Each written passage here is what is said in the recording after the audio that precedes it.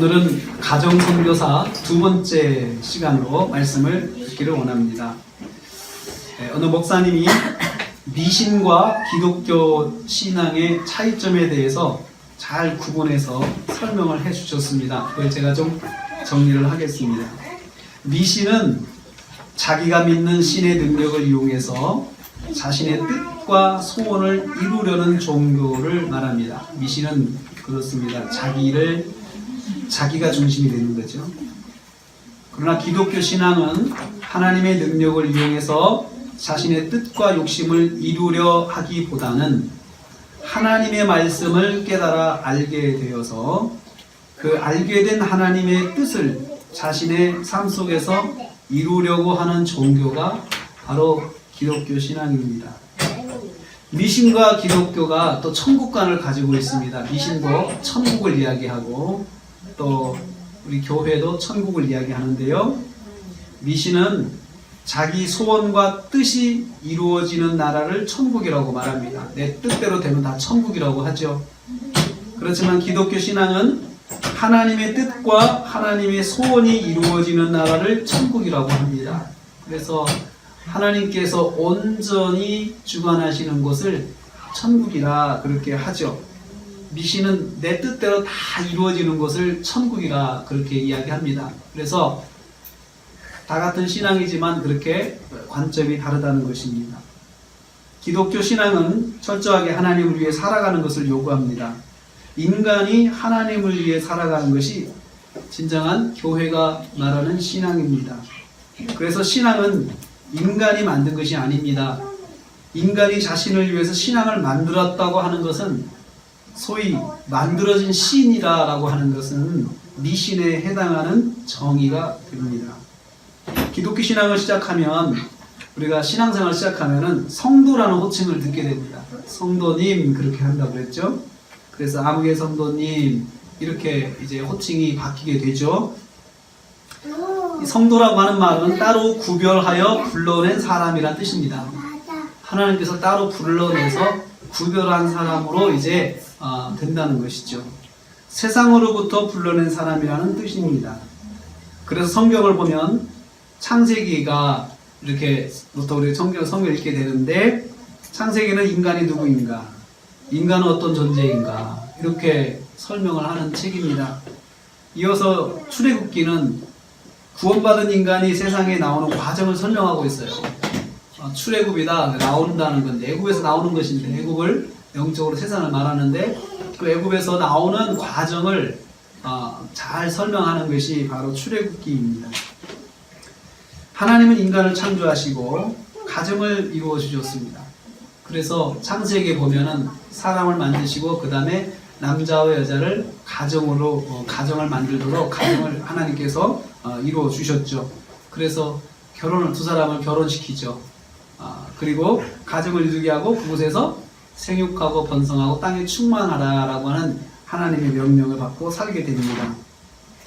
남자와 여자로 구성된 가정은 작은 에덴 동산입니다.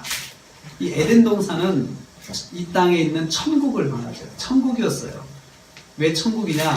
조금 전에 제가 소개한 것처럼 거기는 하나님께서 온전히 통치하시고 하나님의 말씀이 온전하게 이루어지고 거기 있는 아담과 하와가 하나님 말씀대로 살아가는 곳이었기 때문에 작은 천국이었습니다.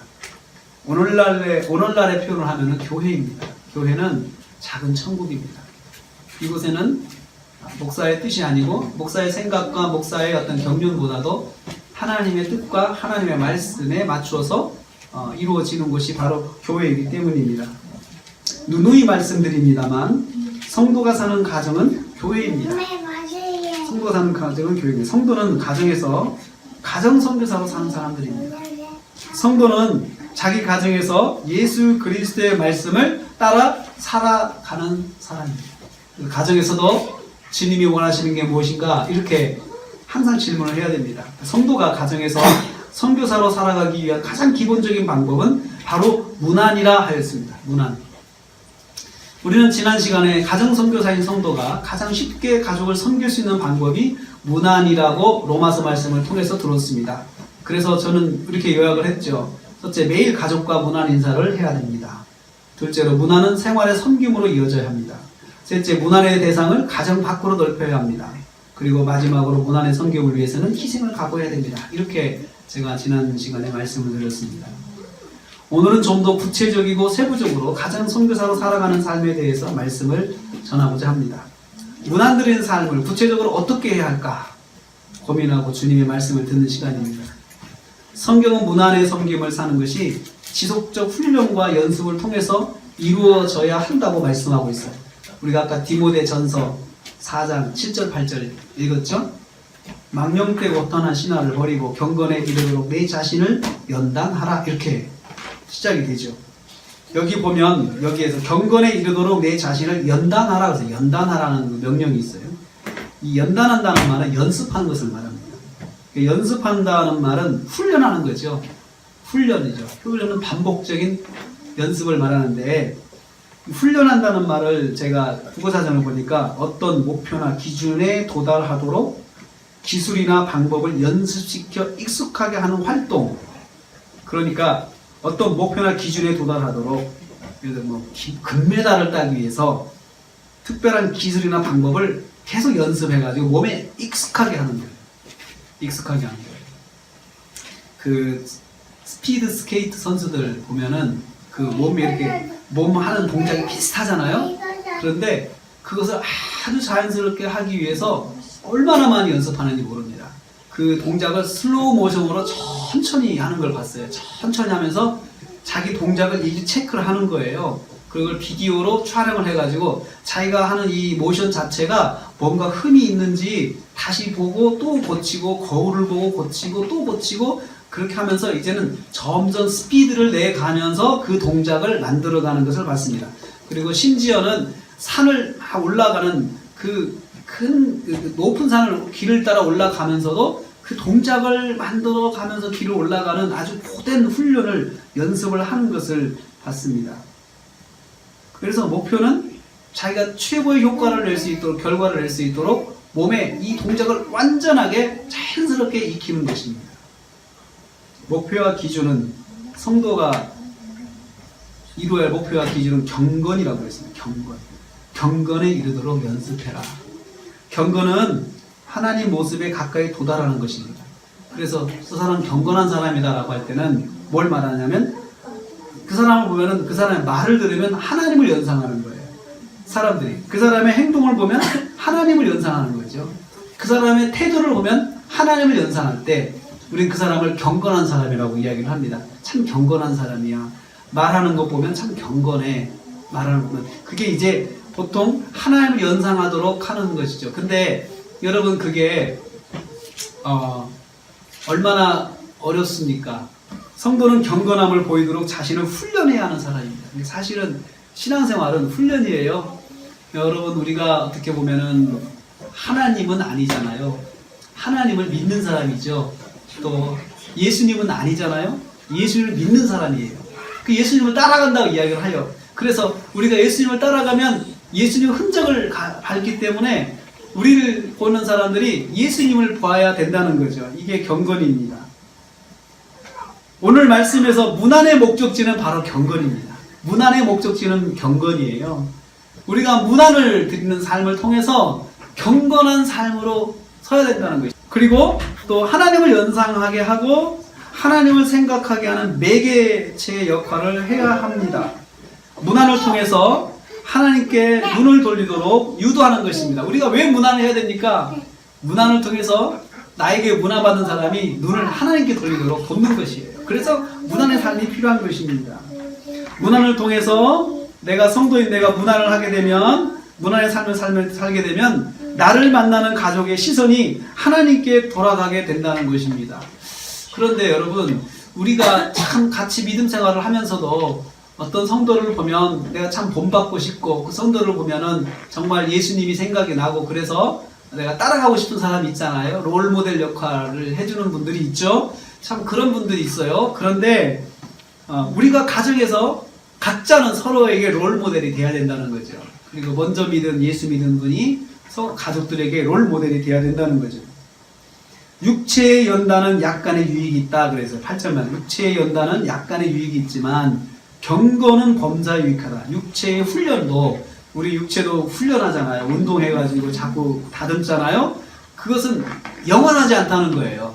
물론 유익하죠. 그것도 해야 된다는 거예요. 그렇지만 알아야 할 것은 약간의 유익이 있을 정도라는 거죠. 약간이라고 하는 것은 한시적이라는 거죠. 한시적이라는 거죠. 그래서 이 땅에서 죽으면 육체는 아무것도 아니에요. 여러분 헬스 해가지고 미스터 월드 했던 사람이 죽으면 시체도 월드입니까? 아니잖아요. 죽으면 끝이잖아요. 그렇게 튼튼했던 사람이 죽으면 다 썩고 뼈만 항상하게 남아있잖아요.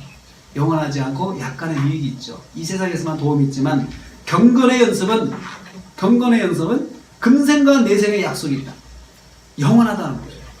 내세에서도 천국에서도 사용되는 것이 경건이에요. 여기서의 경건의 삶이에요. 그래서 이 경건한 삶에 대해서는 여기서부터 훈련하는 것이 결코 없어지는 것이 아니고 이게 계속 남아서 나에게 영향을 미치는 것이다. 또 나의 유익을 주는 것이다. 라는 것을 성경이 말씀하고 있습니다. 그래서 우리는 경건의 생활, 경건의 훈련은 모든 삶에, 모든 일에 유익합니다. 모든 부분에 영향력을 끼치는 거죠. 그래서 우리가 경건 훈련하는 것은 아주 중요한 삶의 우선순위에 둬야 되는 것이죠. 그러니까 다른 건 다 건강 챙겨 먹고, 건강한 거 챙겨 먹고, 건강하도록 운동도 하고, 다 그러면서 경건의 운동을 안 하면 참 불행하다는 거예요, 성도가. 왜냐하면 내가 지금 건강한 거 챙겨 먹고, 건강하기 위해서 운동하고, 이것은 좋지만 일시적이라는 거죠. 이 땅에서만 사용되는 것인데, 경건의 연습은, 경건의 운동은 이것은 영원히 사용되는, 영원한 영향력을 미치는 것이기 때문에 그걸 안 하면 안 된다는 거예요. 성도가 가정에서 문안에 헌신을 하는 것은 경건의 훈련의 한 방식입니다. 그래서 문안은 경건의 훈련의 한 방법이에요. 그래서 우리가 문안에 대해서 더 보는 것입니다. 문안의 헌신은 단순히 이 땅에서의 유익만을 주는 것이 아니고 영생의 삶에도 지속적으로 이어지는 영적인 생활 습관입니다. 그래서 어떻게 하면 문안의 헌신을 훈련할 수 있을까? 어떻게 하면 문안의 헌신을 훈련을 만들어갈 수 있을까? 그 방법을 세 가지를 제가 오늘 말씀을 드리려고 합니다. 첫째는 먼저 매일 하나님께 문안하는 것을 습관하십시오. 먼저 하나님께 문안을 해야 돼요. 하나님께 문안해야 돼요. 문안의 목표는 경건이라고 했죠. 성도가 문안을 통하여서 하나님께 문안하는 사람을 만들어내는 사람이 돼야 되는데, 그러려면 내가 먼저 경건한 사람이 돼야 되잖아요. 그러니까 내가 경건하지 않으면 다른 사람을 경건하게 인도할 수가 없어요. 내가 하나님 앞에 서지 않으면 다른 사람도 하나님을 설 수가 없어요. 절대로 그럴 수가 없습니다. 그건 있을 수 없는 일이죠. 문안의 목표는 다른 사람을 하나님께 인도하는 것입니다. 그 사람도 나처럼 하나님을 문안하는 사람으로 만드는 것이 그게 문안의 목표예요. 그래서 그 사람을 우리는 그런 사람을 변했다라고 해요. 변한다. 참 그 사람이 정말 하나님을 믿는 사람으로 변했어. 우리는 그런 이야기를 하잖아요. 그런 사람이 되도록 내가 안내해주는 역할을 하는 것이죠. 그것이 바로 문안입니다. 그러기 위해서는 문안의 섬김을 사는 성도가 먼저 하나님께 문안하는 삶을 살고 있어야 합니다. 하나님께 문안하며 또 하나님을 만나고 하나님의 음성을 듣는 것에 익숙하여 살고 있어야 그 사람이 자연스럽게 다른 사람을 문안해서 하나님께 인도하는 사람이 될 수가 있습니다. 내가 그 사람을 하나님께 인도하려고 끌고 간다고 해서 그 사람이 절대 오는 건 아니죠. 내가 교회를 가자 끌고 온다고 그 사람이 오는 건 절대 아닙니다. 그 사람이 스스로 나도 저 사람처럼 교회를 다녀야 되겠다라고 생각하게끔 내가 도와주는 사람이 돼야 된다는 거죠. 말로 교회 가자고 끌고 오는 것도 중요하지만 그것도 중요하지만 그분의 마음속에서 나도 저렇게 하고 싶다. 그러려면 교회를 가야 되겠구나 라고 생각하게끔 도와줘야 된다는 거죠. 자꾸 만나면 닮아갑니다. 생각을 닮아가고 말투를 닮아가고 행동을 닮아갑니다. 하나님의 말씀으로 채워지는 사람이 됩니다. 그래서 하나님을 자꾸 만나면 하나님을 닮아갑니다. 하나님의 뜻을 닮아가고 하나님의 말을 닮아가고 하나님의 또 행동을 닮아갑니다. 자신이 먼저 하나님을 닮기 위해서 하나님을 매일 만나는 문안이 있어야 합니다. 하나님을 매일 만나는 가운데 자기도 모르게 하나님을 닮게 됩니다. 우리는 성경에서 이런 표현을 씁니다. 주님의 향기가 몸에서 난다 그래요. 주님의 향기가 몸에서 납니다. 무난한 성도가 먼저 하나님을 만나서 하나님의 말씀으로 채워져야 무난을 승리하는 삶을 살 수 있습니다. 무난을 잘 감당할 수가 있죠. 성경에서 하나님을 만난 최고의 모습이 하나 나와요. 하나님을 만난 사람의 최고의 모습. 참 그렇게 되면 참 좋은데, 그게 하나님 만나면 어디까지 만나야 좋을까라고 하면 모세를 이야기해요. 모세. 출애굽기 34장 29절 한번 보세요. 출애굽기 34장 29절. 출애굽기 34장, 창세기 출애굽기 두 번째 책이죠. 34장 29절 말씀. 거기 보면 모세가 하나님을 만났는데요, 만난 모습이 나와요. 거기 최고의 모습이요. 만나가지고 하나님을 닮은 모습이 나와요. 하나님을 닮은 모습. 창세기 34장 29절 말씀 한번 읽을까요? 시작. 모세가 증거 두 판을 모세의 손에 들고 시내산에서 그 산에서 내려올 때에 모세는 자기가 여호와의 말하였으므로 말미암아 얼굴 피부에 광채가 나나 깨닫지 못하였더라. 거기까지만 봅시다. 거기 보면 모세는 자기가 여호와와 말하였으므로 하나님과 대화를 했잖아요. 만나서 대화를 했잖아요. 40일간 대화를 했어요. 하나님과 만나서 대화를 했는데, 대화를 한 결국 하나님께서 말씀을 주셔가지고 십계명 돌판을 딱 들고 왔어요. 말한 결과를 안고. 그런데 모세 자신도 깨닫지 못한, 스스로 알지 못한 것이 있었어요. 하나님과 말한 것을 위해서 자기가 뭔가 변했다는 거예요. 뭘 변했냐? 얼굴에 광채가 난 거예요. 얼굴에 광채가 나서 정말 빛이 난 거예요. 빛이 얼굴에서 나온 거예요. 이 사람이. 그러니까 왜 그렇게 됐냐? 하나님을 만나서 하나님의 빛을 받으니까 그 빛이 반사가 되는 거예요. 이 사람이. 40일 동안 하나님의 빛을 받아서 이렇게 있다 보니까 반사가 돼서 그게 그대로 남아가지고 이제 사람들에게 내려오는데 그 빛이 사람들을 비치는 거예요. 보게 되는 거예요. 모세는 자기가 여호와와 말하였으므로 광채가 났다 그랬어요. 광채가 났다. 빛이 났다. 여러분, 얼굴이 변한 것이죠. 하나님과 만나면요, 사람의 얼굴이 변해요. 하나님을 만난 사람 얼굴이 변합니다. 진짜 하나님과 만나면은 그 사람의 얼굴에 광채가 나요. 그러니까 우리가 여러분 피부 관리하려고 애쓰려면은 사실 하나님 만나면 피부 관리가 된다는 얘기잖아요. 지금 얼굴에 광채가 나요. 우리가 물광 낸잖아요. 물광을 내는데 진짜 하나님 만난 사람은요, 얼굴에 정말 광이 난다 그러잖아요. 그건 뭐 엄청난 시간과 노력을 들여야 나는 그 피부 관리인데 그게 그냥 되는 거예요. 그런데 여러분, 진짜 하나님 믿지 않고 여러분 무당을 보세요. 여러분 무당 얼굴 본 적 있어요? 무당 얼굴 새카맣습니다. 어둡습니다. 무섭습니다. 살기가 납니다. 무당 얼굴은 살기가 나요. 무당은 무슨 사람을 만나면 이 표정으로 기를 죽이거든요. 전 보러 온 사람을 표정으로 죽이는데 얼굴 자체가 어두워요. 얼굴 자체가 살벌해요. 그런 사람이 있습니다. 그렇지만 여러분, 어떤 얼굴은 편하잖아요. 여러분, 갓 태어난 어린아이의 얼굴을 보세요. 그 얼굴 보고 화낼 사람 있습니까? 다 표정이 밝아지잖아요. 그 얼굴 보면, 아이들 얼굴 보면. 근데 이제 아이들이 점점 자라면서 얼굴에 아이들도 근심이 있고 걱정이 있고 그게 표가 나잖아요. 그렇지만 막 태어난 자녀들은 그 아기들을 보면서 다 위로를 받아요. 와, 얼굴 보고 웃고 같이 웃고 그냥 힐링이 되잖아요. 아이들을 보면. 근데 하나님을 만난 사람은 그렇게 된다는 거예요. 진짜 만난 사람. 우리도 은혜를 받은 사람과 받지 않은 사람의 차이점이 있습니다. 은혜를 받으면 얼굴빛이 달라요. 얼굴빛이 다르고 또 은혜를 받지 않으면 교회를 갔어도 얼굴이 달라지지 않아요. 그런 것이 우리한테도 있습니다. 그래서 34장 30절에 보면 이런 표현이 돼요. 30절 그 뒤에 한번 보세요. 같이 읽겠습니다. 그 다음에 사람들의 반응이 있어요. 시작. 아론과 온 이스라엘 자손이 모세를 볼 때에 모세의 얼굴 피부에 광채가 남을 보고 그에게 가까이 하기를 두려워하더니 얼굴을 보면서 가까이 하는 게 두려워졌어요. 왜 그랬을까요? 하나님을 느끼는 거죠. 하나님. 저 사람을 보면서 야, 하나님이 함께하는 사람이구나 라고 하니까 자기들이 죄가 생각이 나고 자기들이 연약함이 보여지면서 두려운 거예요. 그럼 가까이지 못하는 거죠. 저는 이것을 이렇게 보는 거예요. 하나님을 만나는 흔적이 얼굴에 남게 되고 사람들이 흔적을 보게 되면 하나님의 광채를 보게 되고 광채 때문에 그 사람들이 하나님을 보는 거예요. 저분이 하나님과 함께하는구나. 하나님이 저분과 함께하는구나 라고 보면서 함부로 말을 못하는 거예요. 함부로 말을 못하고 뭔가 경외심을 갖게 되는 거죠. 존중하게 되는 거죠. 하나님이 주신 광채를 통해서 그 광채 때문에 하나님을 보게 된 것입니다. 그래서 성도는 먼저 하나님을 문안해야 합니다.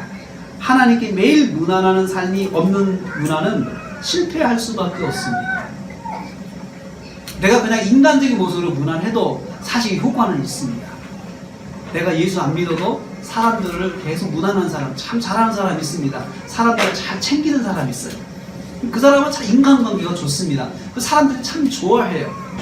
그런데 우리의 문안은 그 사람의 비율을 맞추는 것이 문안의 목적이 아니고 정말 하나님을 알리는 게 문안의 목적이거든요.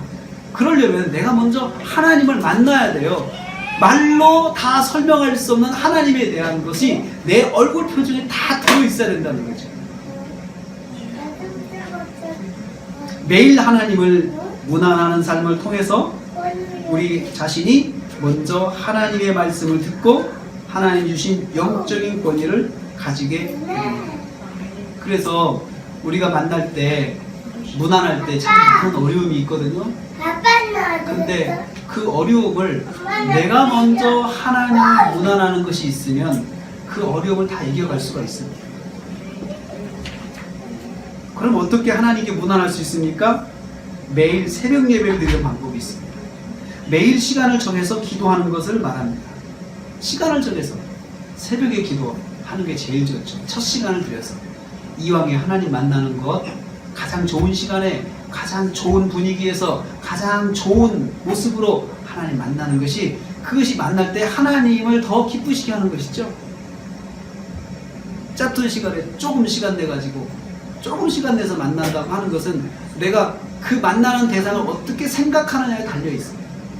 정말 내가 귀하다고 하면은 정말 시간을 내가 좋은 시간 내가지고 내가 좀 불편해도 좋은 시간에 그분을 만나려고 하면은 그것은 정말 귀한 시간이죠. 여러분 만약에 청와대에서 대통령이 좀 보자고 면담하자고 나한테 전화가 왔다고 해봐요. 그러면 시간을 누구에게 맞추겠어요? 당장에 대통령에게 맞추죠. 내게 있는 모든 시간 다 취소해버리고 내 대통령 만나야 되니까 미안한데 내 대통령 만나야 되니까 좀 이해해달라 그러면서 뭐 1년 전 선약도 그냥 취소해버리고 정말 내가 그분을 만나야겠다 생각하면은 가잖아요. 내가 그분한테 맞춰가잖아요. 그냥 갑니까? 다 준비도 하고 가잖아요. 그리고 또 시간도 어떻게 해요?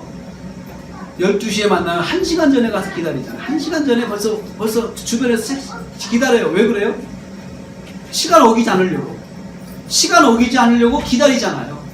그렇게 해가지고 하나님께 나와야 된다는 거예요. 그러면 하나님을 만나는 사람의 그 태도가 벌써 하나님을 정말 준비해서 잘 만난다라고 생각을 하기 때문에 만남 자체가 사실 좋은 만남이 될 수가 있습니다. 만나서 하나님의 말씀을 듣고 하나님의 음성을 듣고 해야 됩니다. 그리고 내가 먼저 하나님이 어떤 분이신지를 체험해야 돼요. 아, 하나님 이런 분이구나. 내가 만나보니까 전에는 몰랐는데 하나님 이런 분이셨어 라고 하는 것이 하나씩 쌓여 가야 합니다. 둘째로 육적인 가족들에게 문안하는 것을 습관해야 됩니다. 이 부분은 제가 지난주에 말씀을 드렸는데요. 잠깐 말씀드렸는데 좀 더 세부적으로 말씀드리려고 해요. 오늘 말씀에 보면은 시몬과 안드레의 집에 예수님께서 문안하시는 것을 볼 수 있어요. 오늘 말씀이 그것입니다. 물론 시몬 베드로와 안드레와 함께 가셨어요. 근데 사실은 이 말씀을 가만히 보면은 그 시몬과 안드레의 집에 들어가는 것을 시몬과 안드레가 예수님을 모시고 간 것이 아니고 예수님께서 두 형제를 데리고 그 집에 들어가셨어요. 이게 핵심이에요. 아니 예수님께서 두 사람에게 야 너네 집에 가보자 이렇게 하셨다는 거죠. 그런데 그 말씀의 배경은요 지금 예수님께서 초기 사역이에요. 갈릴리에서 처음 막 사역하시면서 소문이 막 나시고 사람들이 얼마나 많이 찾아오는지 몰라. 예수님은 막 구름대처럼 찾아와요. 왜냐하면 그분을 만나면 병을 고치고 그분을 만나면 귀신이 떠나고 그러니 당시 의료 체계가 약했던 그 동네에서 그 시절에는요, 가면은 병이 낫는다는데, 병원을 가지도 않아도 낫는다는데, 의원 찾아가지 않아도 낫는다는데 사람들이 얼마나 많이 오겠어요. 그 바쁜 과정이 있었어요. 초기 사역에서.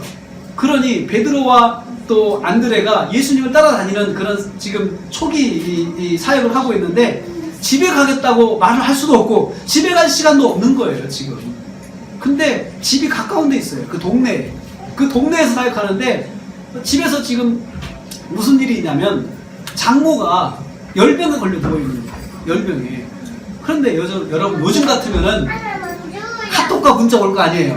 요즘 같으면은 장모 열병으로 누워있음 연락바람. 전화해도 전화 안 받으니까 계속 문자가 올 것 같아요. 빨리 연락바람, 속히 연락바람. 연락이 안 되죠. 근데 만약에 베드로와 안드레가 그 사실을 알고 있었다면 얼마나 마음이 불안할까요? 한번 가봐야 되는데 너무 일이 많아요. 갈 수가 없는 거예요. 너무 일이 많아 갈 수가 없어요. 그런데 얼마나 두 사람 불안하겠어요. 예수님 옆에 있으면서도 얼마나 마음이 불안할까요? 근데 예수님께서 그 회당에서 나오시자마자 두 사람을 데리고 그 집에 들어가신 거예요. 시몬과 안드레의 집에 들어가셨어요. 예수님이 주도하신 거죠. 그래서 저는 그 베드로한테 예수님 이럴 수도 있거든요. 잠깐 갔다 와라. 그럴 수도 있잖아요. 너 아프다면서 시몬 장모님이 아프다면서 잠깐 갔다 와. 그럴 수도 있는데 예수님께서 그렇게 하지 않으시고 두 사람을 데리고 직접 들어가신 거예요. 왜 그러셨을까요? 주님 왜 그러셨을까요? 왜 주님께서 두 사람 가서 좀 잠깐 좀 보고 오라고 할 것이지 왜 그러셨을까? 저는 생각해 봤어요. 베드로가 짊어지고 있는 가족의 문제를 해결해 주시기 위해서 그랬어요. 베드로가 간다고 해서 장모 아픈 것이 해결되는 건 아니에요. 근데 방문을 할 수 있지만 해결은 안 되잖아요. 그런데 예수님이 직접 방문하신 것은 자신이 해결해 주시겠다. 자신이. 그래서 두 사람을 붙잡고 들어가신 거예요. 주님이 주도하신 거죠. 저는 이걸 통해서 문제 속에 있는 베드로가 가정의 문제를 외면하지 않고 직접 가정을 방문하기를 원하셨습니다. 저는 예수님이 그러셨다고 생각을 해요. 예수님께서 제자에게 베드로가 가진 문제를 베드로가 외면하지 않고 직접 찾아가라. 아무리 바빠도 찾아가라. 그리고 또 하나는 그 문제 해결을 위해서 네가 노력을 해야 된다. 그러면서 예수님이 가셔서 베드로가 해결해 주지 못하는 문제를 해결해 주셨어요. 아무리 바빠도 아무리 할 일이 많아도 주님은 베드로의 가정을 무난하셨습니다. 베드로가 가정을 무난할 수 있도록 도와주신 것입니다. 그리고 베드로가 해결하지 못하는 베드로 가정의 문제를 해결해 주셨어요. 저는 이 과정에서 깨닫습니다. 주님은 내가 내 가정을 무난하기를 원하신다. 내가 내 가정을 원하고 또 아무리 일이 많아도 가정을 무난하는 것이 주님의 뜻이라는 것을 여기서 가르쳐주고 있어요. 특별히 가정에 문제가 있을 때 가정을 무난한 일을 놓지 말아야 한다는 것입니다. 이것은 내가 모든 문제를 해결하는 뜻은 아니죠.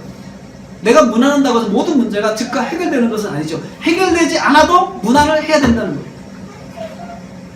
그리고 해결은 주님이 해주실 테니 문제 가운데 있는 가정을 무난하는 것을 주님이 원하시는 거예요. 시몬은 장모가 열병으로 누워 있었습니다. 가족의 문제입니다. 가정과 가족들을 또 친지들을 무난하는 일은 제자의 사명 중 하나입니다. 여러분, 우리 제자들은, 성도들은 가족과 또 가정을 무난한 일들을 게을리하면 안 됩니다. 주님은 베드로가 열병을 앓고 있는 장모를 무난하도록 인도하셨습니다. 그래서 29절에 보면 다시 보면 이렇게 돼 있어요. 예수께서 집에 들어가셨다. 이렇게 돼 있어요. 예수께서 집에 들어가셨다. 이 동사가 주동이에요. 예수님께서 능동적으로 예수님이 데리고 가셨다는 표현을 하고 있어요. 예수님께서 베드로의 식구를 무난하게 하신 것이지요. 사랑하는 성도님들, 주님은 성도가 가족들에게 무난하는 것을 원하십니다. 특별히 문제가 있는 가족을 돌아보고 무난하는 것을 원하십니다. 그 문제는 주님이 해결해 주십니다. 그래서 문제가 있는 가족에 무난할 때 주님과 동행해야 합니다. 주님과 동행해. 주님 저랑 같이 가주세요. 주님 이렇게 하고 가는 것이죠. 주님이 함께 가시도록 구해야 합니다. 주님께서 베드로 장모의 열병 고쳐주신 것처럼 가족의 문제를 주님께 맡기고 무난해야 합니다. 내가 해결해 줄 수 없다고 해서 안 가면 안 된다는 거죠. 문제는 여기 있습니다. 핍박하고 대적하는 가족을 무난한 일이 이게 문제예요. 자, 무난을 해라고 해서 제가 순종하고 싶어요. 그런데 이 가족이 나를 핍박해요. 또 나를 대적해요. 쉽지 않죠. 매우 고통스럽습니다. 두려울 때가 있습니다. 뭐 환영해줘야죠. 문화를 반갑게 생각하지 않는데 내가 문화를 굳이 할 필요가 있을까요? 저는 어느 분의 간증을 하나 소개하려고 그래요. 이분의 간증을 제가 이렇게 봤는데요. 어떤 분이냐면 이분은 그렇습니다. 가족 중에 사랑하는 남편이 참 교회를 비판하는 사람이었어요. 이분이 그렇게 썼어요. 제 남편은요, 한국 교회를 비판해야 하는 사명을 가지고 태어난 사람 같아요. 얼마나 교회를 비판하는지. 말만 하면 자기 부인이 교회 갔다 오면 교회 비판하고, 또 남편을 어떻게 사정사정 해가지고 한 번만 가보자 해서 한 번 데려갔더니 또 교회 보고 데려가서 들은 설교 들으면서 또 비판하고, 너도 그러냐? 그러면서 비판하고, 왜 그런다냐? 그러면서 비판하고, 그냥 말꼬리 잡고 비판하는데 너무너무 괴롭대요. 그러면서 그분이 이런 이야기를 해요. 기름 한 방울 나지 않는 나라에서 왜 장로들은 자전거를 타고 다니는지 모르겠어. 장로들은 왜 골프 치고 다니지? 장로들이 무슨 명품 브랜드를 입고 다니냐? 그러면서 비판을 하는 거죠. 교회 지도자들을 비판하는 일을 서슴지 않는 남편이 섬기는 삶을 살기로 이분이 작정을 했어요. 그래서 내가 이 남편을 섬겨야 되겠다. 내가 이 남편을 섬겨야 되겠다. 목표는 뭐냐면 이분도 자기처럼 예수님 믿도록 이끌어주기 위해서 내가 남편을 섬겨야겠다라고 이분이 결심을 했습니다. 이분이 섬겨야겠다, 무난해야겠다. 우리는 오늘 말씀은 무난해야 되겠다. 내가 남편을 무난해야 되겠다. 결심을 했는데 문안의 방법은 순종이었습니다. 이분이 순종하기로 결심했어요. 순종을 통해서 내가 남편을 섬겨야 되겠다. 무난해야 되겠다. 하고는 남편을 구원받게 하려는 순종의 삶을 살았습니다. 인정받기 위해서 맹종한 것이 아니고 구원을 위한 순종이었습니다. 그래서 이분이 가라하면 남편이 가라면 가고, 남편이 서라면 서고, 남편이 전화하고 있는데 전화 끊어! 그러면 끊어버리고, 다시 걸어! 그러면 다시 걸고. 진짜 남편이 그랬대요. 전화 한참 친구하고 있는데 뭐 하고 있는 것이야? 전화 끊어! 알았어요. 끊으니까 다시 전화해! 그러더래요. 그래서 다시 전화를 끊었대요. 근데 자존심이 상하잖아요. 왜 하라고 했다가 또 하지 말라고 했다가 하라는 거야? 그러면서 싸울 수 있잖아요. 근데 이분이 순종한 거예요.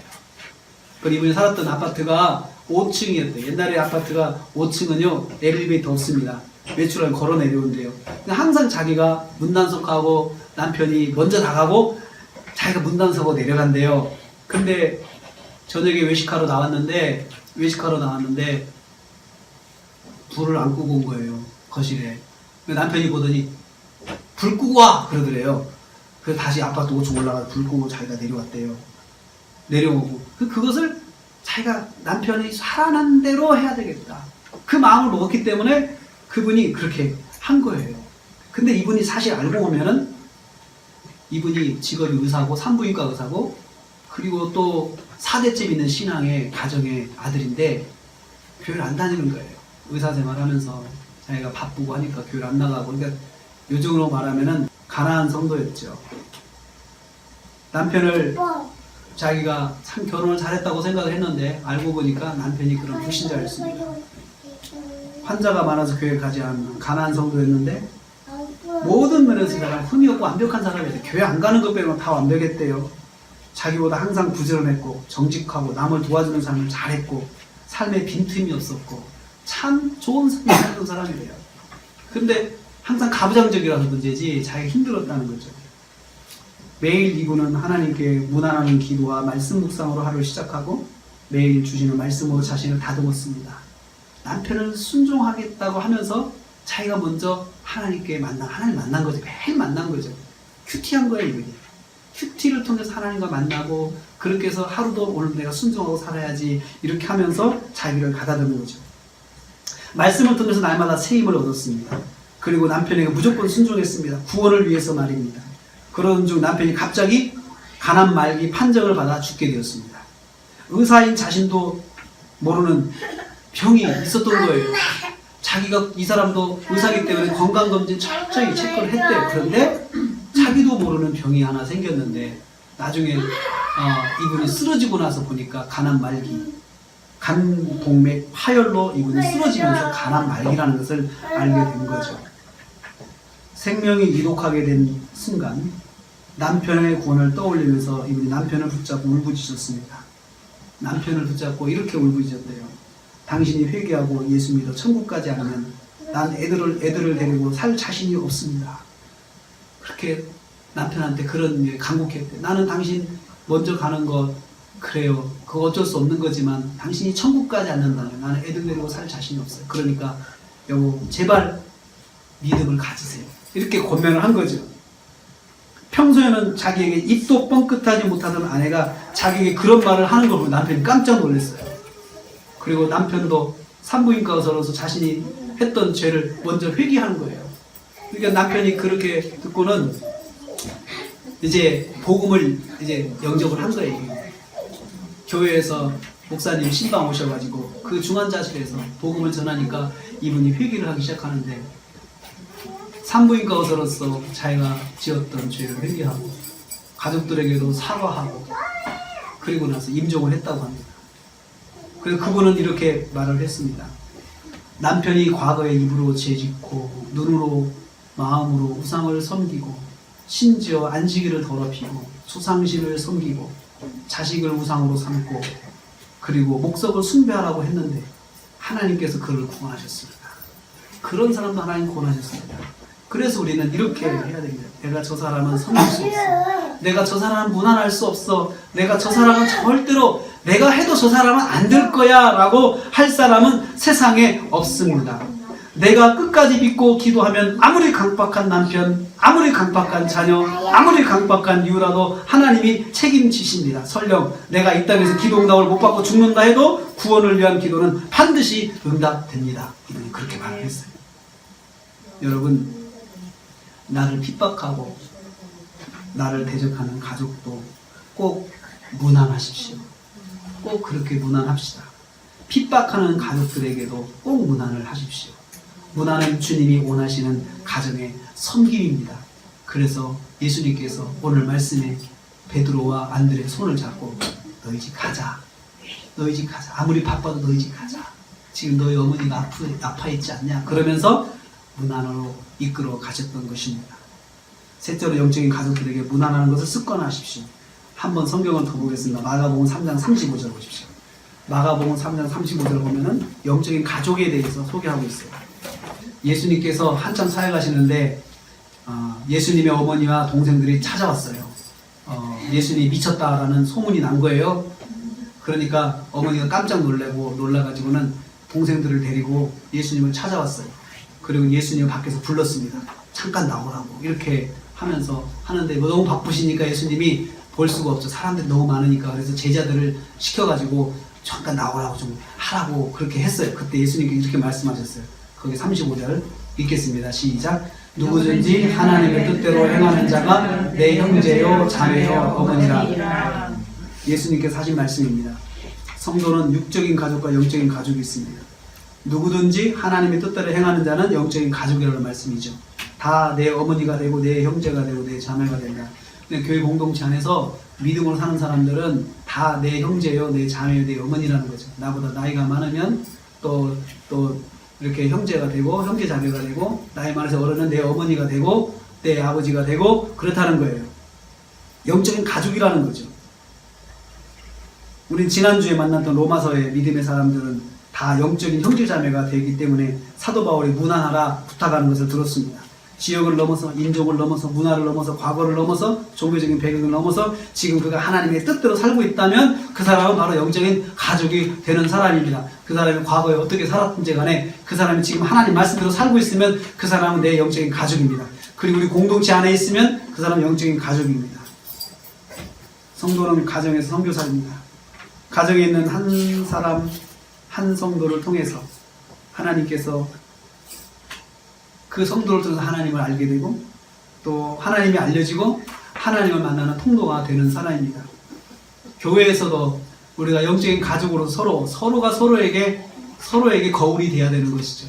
저분을 통해서 내가 배우는 게 있고 다 사람에게는 장점과 단점이 있습니다. 단점이 많은 사람도 반드시 장점은 있습니다. 우리는 교회 안에서 사람의 장점을 보는 습관을 가져야 돼요. 장점을 보고 그 사람의 장점을 보고 내가 저건 배우고 싶다. 내가 저건 정말 본받아야 돼. 이렇게 하는 것이 영적인 가족들이 서로에게 문안하는 방법입니다.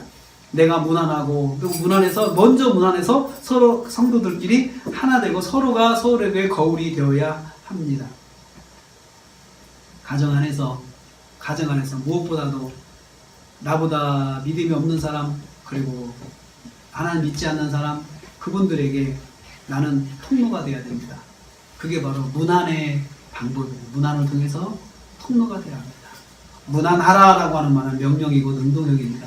내가 먼저 행해야 되고 노력해야 되고 내가 수고해야 되고 내가 결단해야 되는 것입니다. 성도는 가정에서 선교사의 삶을 살아서 가정을 작은 천국으로 만들어야 하는 사명을 가지고 있는 사람들입니다. 이 작은 천국은 바로 문안으로 시작됩니다. 먼저 매일 하나님께 문안하는 선교사가 되십시오. 육적인 가족들과 문안하는 선교사가 되십시오. 영적인 가족들과 문안하는 선교사가 되십시오. 아무리 핍박해도 다투지 마십시오. 싸우지 마십시오. 영혼을 사랑하는 마음을 달라고 성령님께 구하십시오. 말씀에 순종하며 무난한 섬김을 이루도록 구하십시오. 주님, 제가 말씀에 순종하게 하옵소서. 사실 여러분, 신앙은 원래 성경이 가르치는 우리 성도의 삶은 이런 삶입니다. 싸우라고 가르치지 않습니다. 또 주장하라고 가르치지 않습니다. 섬기고 희생하라고 가르칩니다. 이 시간 우리가 함께 잠깐 기도하기를 원합니다. 잠깐 우리가 가정에서 나의 모습을 한번 생각하면서 섬기는 삶, 무난한 삶을 살게 하옵소서. 주님, 가정 선교사로서 가정을 섬기게 하옵소서. 두려워하는 마음을 물리쳐 주시고 영혼을 사랑하는 마음을 주옵소서. 우리 같이 이 시간 함께 기도하기를 원합니다.